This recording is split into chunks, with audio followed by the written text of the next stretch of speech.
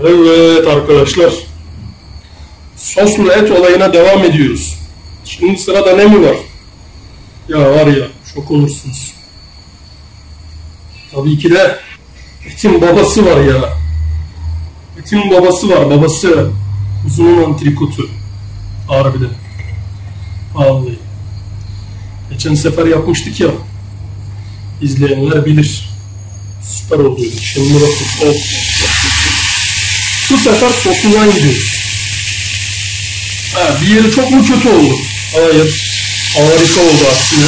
Ama birkaç arkadaşımız dedi ki abi bunu yağla.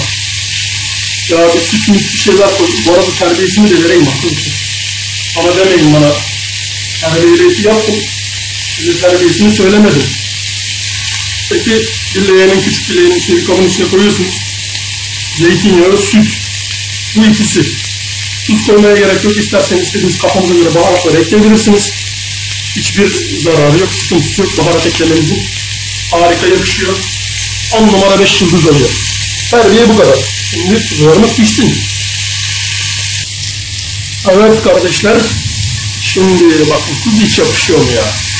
Kuzunun gözünü seveyim ben var ya, ben bayılıyorum bu kuzuya. Hop bak. Bize bak bize anam.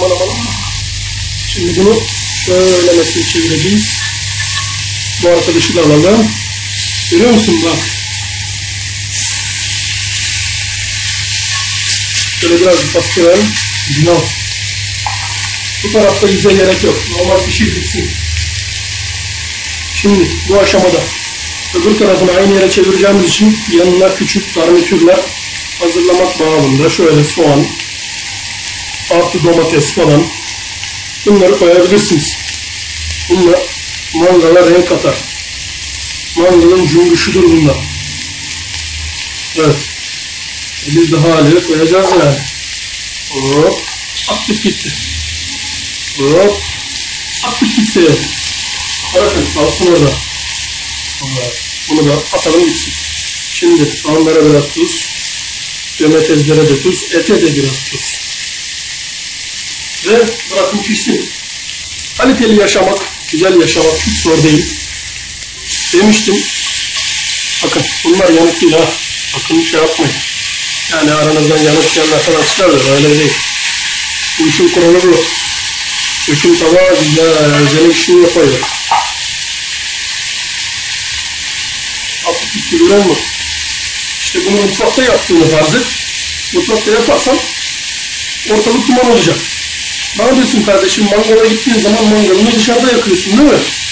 Tamam, döküm tavanı altına bir piknik tüpü al. Kim ne diyecek sana ya? Kendi evin, kafana göre takıl. Olay bu. Bu videolardaki maksat şu anda soslu eti pişirme ve sos hazırlama. Artı sadece mutfağa bağlı kalmayın. Bu işleri balkonda küçük piknik tüplerle de yapabilirsiniz. Bu videolarında şu anki en son yükleyeceğim videolarındaki ana tema bu arkadaşlar. Mutfakla kısıtlı kalmayın. Balkonunuz var sonuçta. Yani binada oturanlar için. Müstakil evde oturanlar zaten yaşıyor. Onlara diyecek lafım yok. Böyle küçücük soğanlarımızı ters edelim. Bunlar közdeymiş gibi oluyor. Etin yağı da ona bulaşıyor ve dediğimiz gibi harika bir şahane oluyor.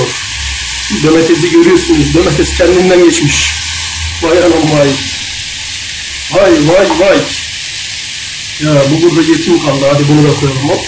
Hadi geç yerine. Terbiyesi zeytinyağı, süt ve istediğiniz baharatlardan oluşuyor. Ben baharat koymadım. Sadece zeytinyağı, süt yetiyor. Bunu yumuşatmaya, gevşetmeye. Sütün asitli yapısı ve zeytinyağının asitli yapısı harika bir şekilde ete nüfuz ediyor. Eti nasıl denir? Yani kendi içten içe çürütüyor, iyi bir şey. Öyle diyeyim yani, et parçalıyor. Ette sinir namına bir şey kalmıyor. Harika oluyor. Tabii bunun içine soğan suyu, soğanın kendisini koyanlar da olabilir. Ben soğan suyu koymadım. Niye? Çünkü soğan çok farklı bir aroması var.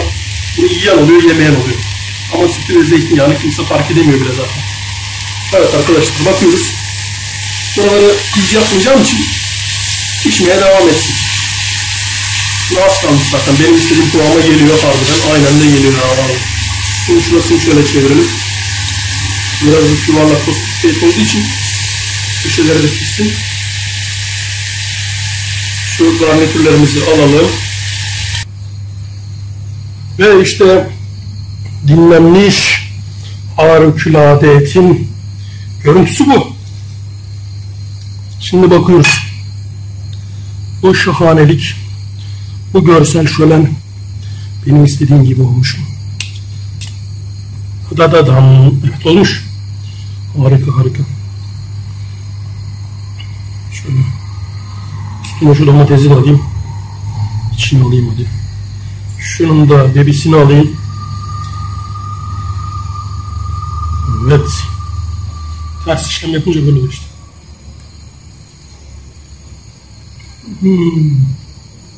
Evet.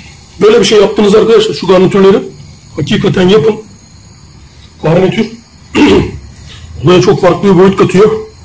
Diğerine de bakalım pişmiş mi? Kesiyoruz. Ya tek seferde 10 numara. Bak şimdi.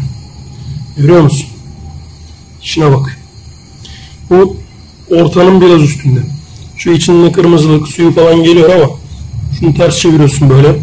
Bu suyu kendi dökülen, kendi içinden çıkan suya batırdığın zaman görüyor musun?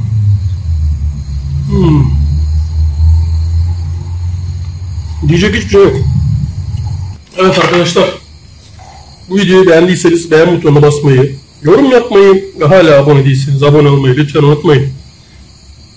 Ben siz abone oldukça, yorum yazdıkça ve beğendikçe gaza gelip daha çok video atıyorum. Hoşuma gidiyor.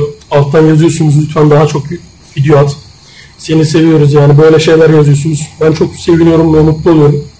Yani bu gazda devam ediyorum. Yoksa yani ben belki 20. 30. videodan sonra bırakmıştım bu işi. Ama hakikaten sizin varlığınız sayesinde devam ediyorum. Lütfen beni yalnız bırakmayın. Videoyu beğenmeyi unutmayın. Yorum yapın. İstek ve önerileriniz varsa yorumlarda lütfen belirtin arkadaşlar. Videonun sonunda çıkan linklere de tıklayıp diğer eski videoları seyredebilirsiniz. Bir başka videoda görüşmek üzere. Sağlıcakla kalın. Hepinizi çok seviyorum. Bay bay.